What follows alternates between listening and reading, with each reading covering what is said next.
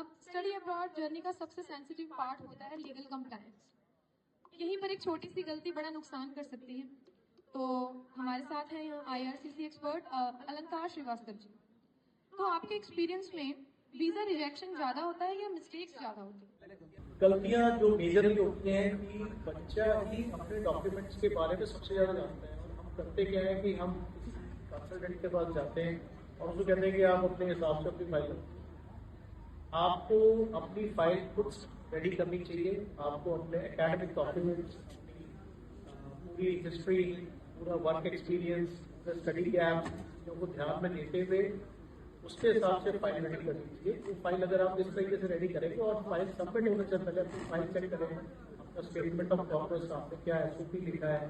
पता लगा किसी ने SOP लिखा के आजकल ChatGPT is a good solution, कुछ भी लिख के दे देता है और वो आप सबमिट कर देते हैं। And the outcome is that visa officer आपकी जो आपका जो लेजिटिमेट, आपका जो इंटेंट है उसको ही नहीं समझ पाया तो वो वीजा रिजेक्ट कर देंगे। अगर ये चीजें आपके बिल्कुल ठीक है, फिर इस नो मतलब वीजा ऑफिसर को वीजा देने के लिए बैठा है। सबसे पहले ये समझना कि वो रिजेक्ट करने के लिए नहीं बैठा। हमारे पेपर, हमारे डॉक्यूमेंट और हमारी स्टेटमेंट उसको प्रूव करना चाहिए। वो अगर ओके है तो सब कुछ। आपका एक क्वेश्चन था कि कोर्स कौन सा सेलेक्ट करना चाहिए। पहली बात की कोर्स, बच्चे को पहले कोर्स सेलेक्ट करना चाहिए, then country, then college. Triple C, हम इसको 3C कहते हैं। First of all you need to find a course suitable to you, जिस टाइप का आपका इंटरेस्ट है, जिस टाइप की आपकी हॉबी है, आप उस टाइप का कोर्स सिलेक्ट करिए। उस कोर्स के बाद आप अपना कंट्री सिलेक्ट करिए कि आपकी कंट्री और आपका बजट मैटर करता है। तो जिस तरीके का आपका बजट है उस तरीके की आपके पास कंट्रीज अवेलेबल है। और उसके बाद देन द कॉलेज, किस पब्लिक कॉलेज में, किस पब्लिक यूनिवर्सिटी में या किस प्राइवेट कॉलेज में आपको जाना है वो कोर्स करने के लिए, वो that will help you a lot for this.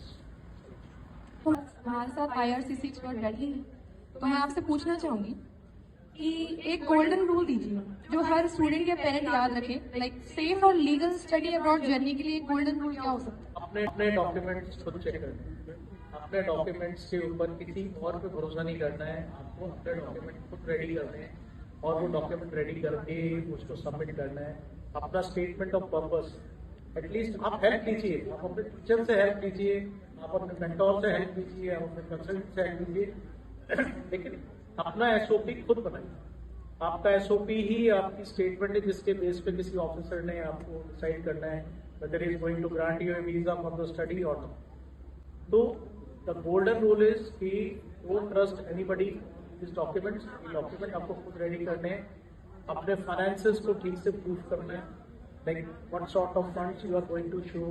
Proof of funds जो आप बात कर रहे थे, प्रूफ ऑफ फंड्स के अंदर हमें 1 ईयर का कॉस्ट ऑफ लिविंग, 1 ईयर का ट्यूशन फीस, वो हमें प्रूफ करना है। तो वो हमारा क्या तरीका है उसको प्रूफ करने का, हम फंड्स देता है, वो चीज़ें आपकी रेडी करनी चाहिए। फाइनेंसेस, स्टेटमेंट ऑफ पर्पस, ये 2 चीज़ें मेरे को लगता है बहुत जरूरी है गेट द आउटकम।